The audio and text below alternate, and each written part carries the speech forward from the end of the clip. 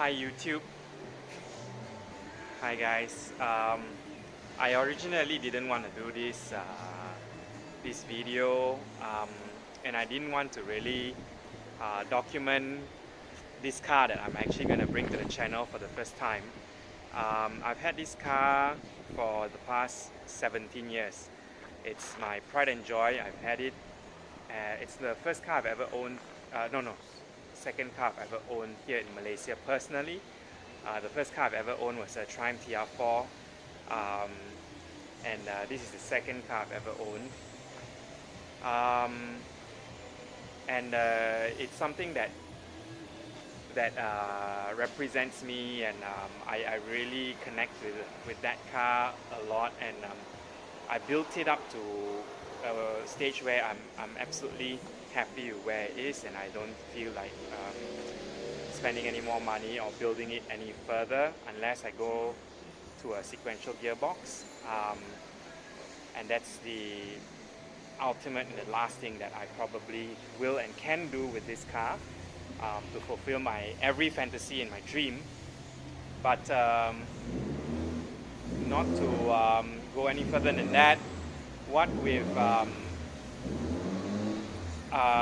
I'm doing now is actually bringing this car back on the road to drive after 2 years of hiatus.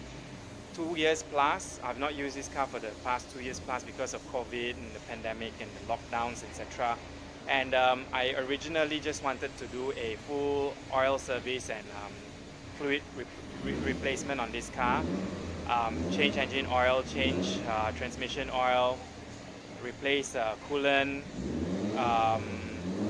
and refresh it. Just normal, normal fluid change, and then get the car back on the road and drive it as a daily for the next year or so. It replaces my 944 turbo. So long story short, I basically just wanted to do an oil service in the car, full oil service, and then get the car back on the road and drive it as my daily. This car used to be my daily, but of course over time it slowly evolved to something that was not very practical to daily. In fact, it's more practical now than it was at a certain stage of its life as a daily driver. So long story short, cut to the chase, I'll show you what car it is. It's a 1980 280ZX, Datsun 280ZX with a rb30 engine in it with a 26 head, oversized pistons, and a whole bunch of mods done to it. And it used to be my track car for the road. Road car for the track, whatever. Anyway, you'll come and get to see it now. As you know, project cars, it's a snowball effect. Once you start doing something, you never stop. But this car, I officially stopped already. However, it being a Datsun and being old Japanese metal, it rots perpetually, and I've done this before in the past, but I'm having to deal with it again now, and obviously you guys are getting the drift of where I'm going. It's rust. Previously I covered all the Porsches and European cars and all that kind of stuff in my channel, and Mitsubishi Airtrack, blah blah blah, but now it's something closer to my heart, and it's something that I didn't expect to have to do now, but I need to do it before it gets any worse. So it's the car is now in a partially dismantled stage, simply because I didn't want to show you all this. It's supposed to just be an oil service job, get it done and over with, and then back on the road. However, here it is. Yeah, show you.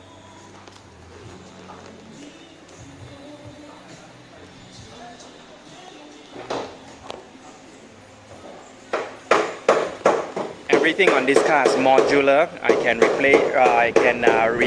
remove the bumper in a few seconds. Everything in the front is fiberglass, custom made fiberglass. That's the rb30 with a 26 head, all covered up now because I'm replacing the valve cover gasket. There's a slight leak after 2 years of sitting. There are a lot of custom bits in here, but all that knocking is very unexpected. Look at the layer of dust. Yeah, it's accumulated after 2 years of sitting in my covered garage. Yeah, it's very dirty. The car came here complete with a complete interior, but look at what we're doing with it now. We discovered a small rust spot underneath, which has escalated to this, which is very heartbreaking.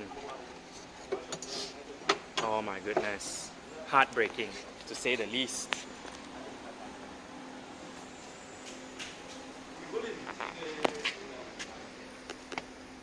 Oh my gosh. Japanese car, Japanese steel, Japanese metal. Look at all this shit. Heartbreaking, heartbreaking. Very painful to see. All sorts of nonsense, man. So, gotta repair this and then move on.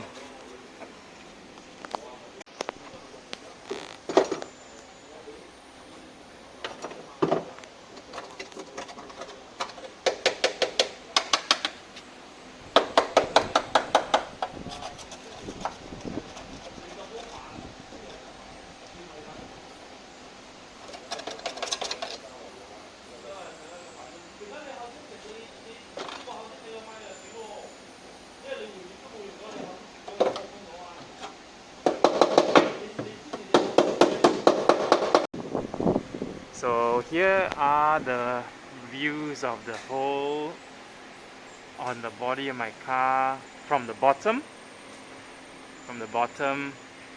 Well, it all started with just a finger poke on a rusty spot, and it went right through, and then it started to go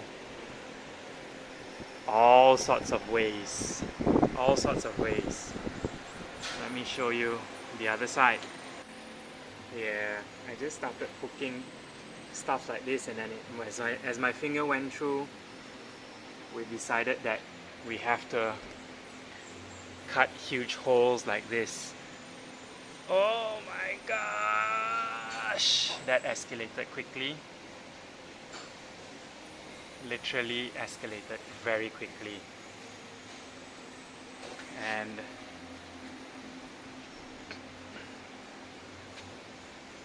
we have this whole piece removed. Amazing.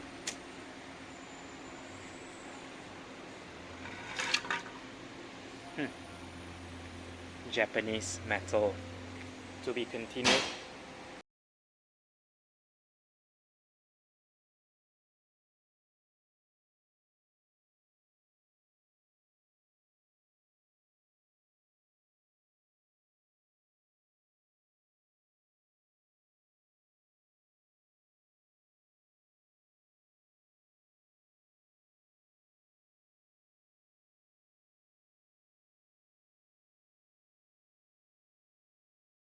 So the repair continues. This is the view from the inside. This is before. Back here is okay. And this is after, but we've yet to complete the well on this side. But you get the idea. This is after. This is after anti-rust has been applied.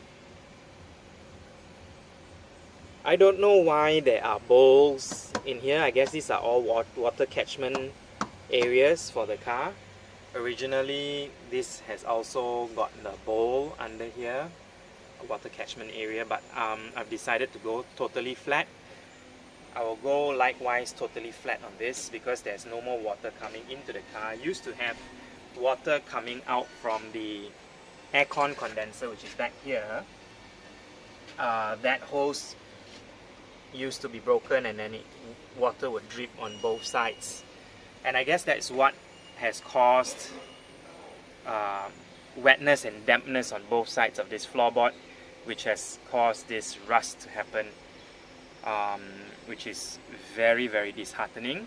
But as you can see, I've done repairs on this floorboard before in the past.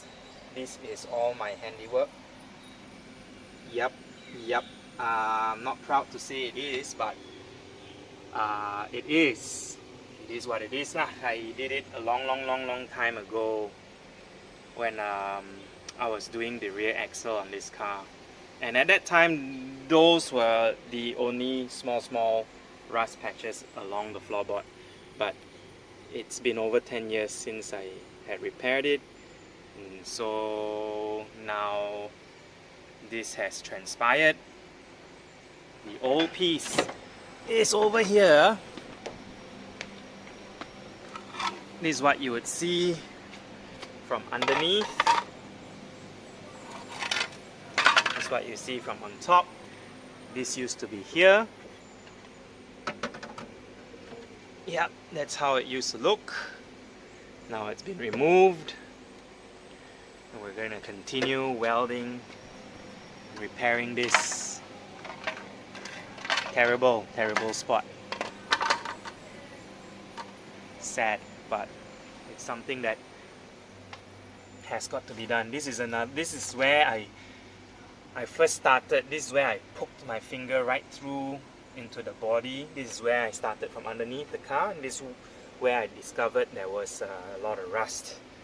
So now this is already fully welded, anti-rust, and all that good stuff not applied yet. This one, anti-rust and all the good stuff, has been applied. So we will be applying anti-rust on this side very shortly. Alright, we'll keep up the work and then keep the YouTubing going.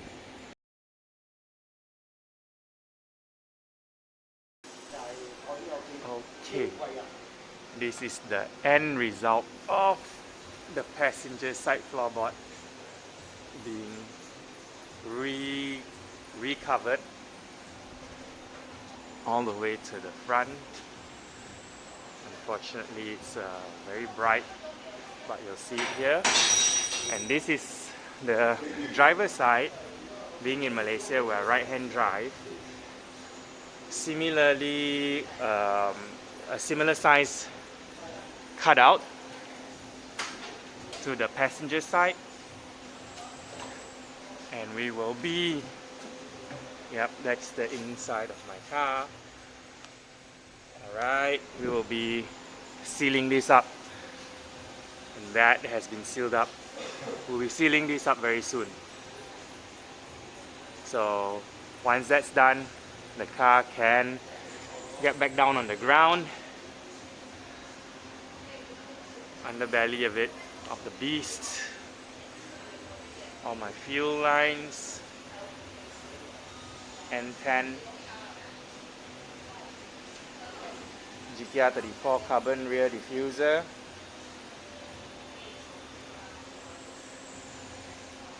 Right, we'll keep you guys updated.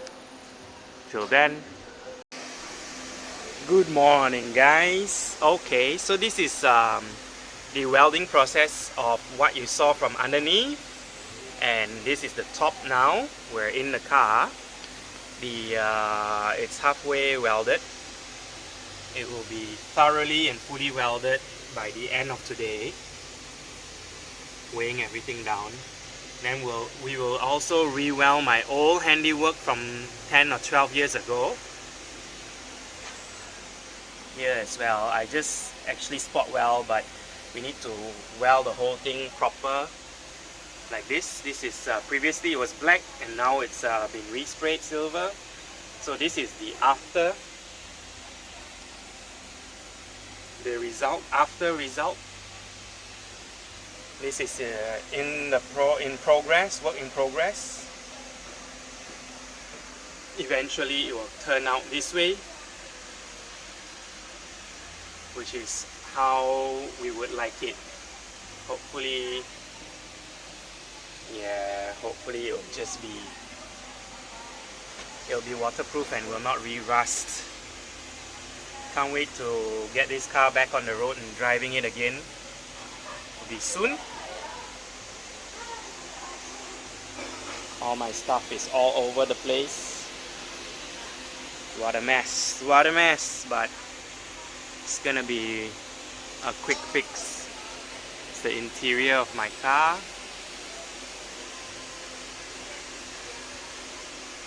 All black, keep things simple. Original body wire harness loom still intact. Engine bay. Let's have a look at the engine. Now it's finally all back together. All in one piece, except for the cam belt cover. rb30 with a 26 head.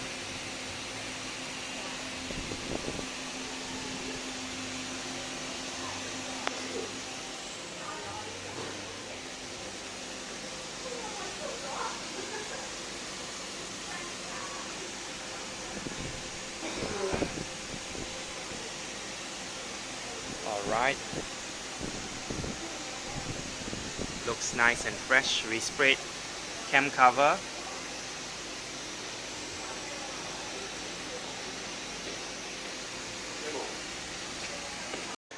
Okay, so now carpet is back in.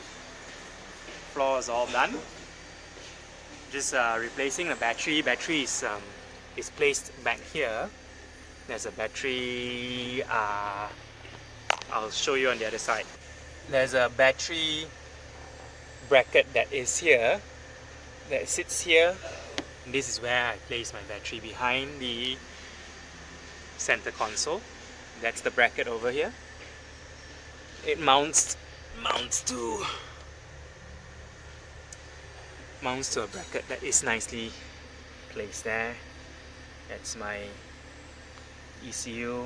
Used to be much neater, but over the years people have gone through the wiring, made a mess out of it. So carpet's back in, floors solid again finally. Adding this in, and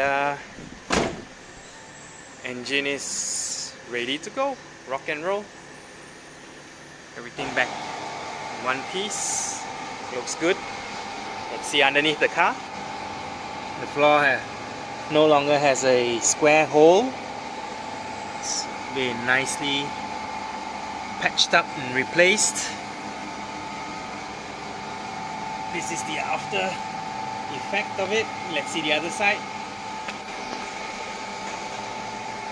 Here's the other side of it.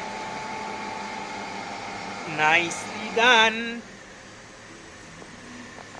No more hole. Happy. Finally.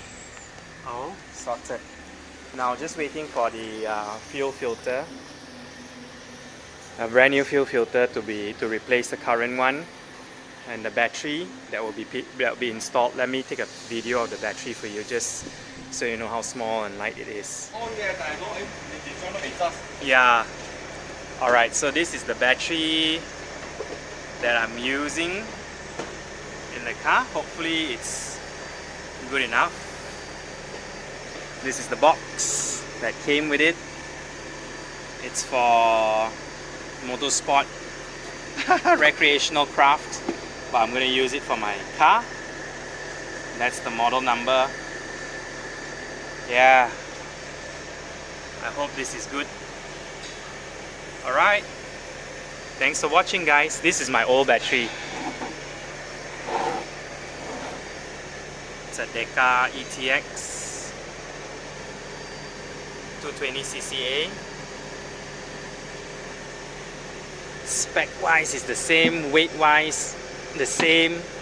It's charging, yeah, the same battery, same weight, same everything.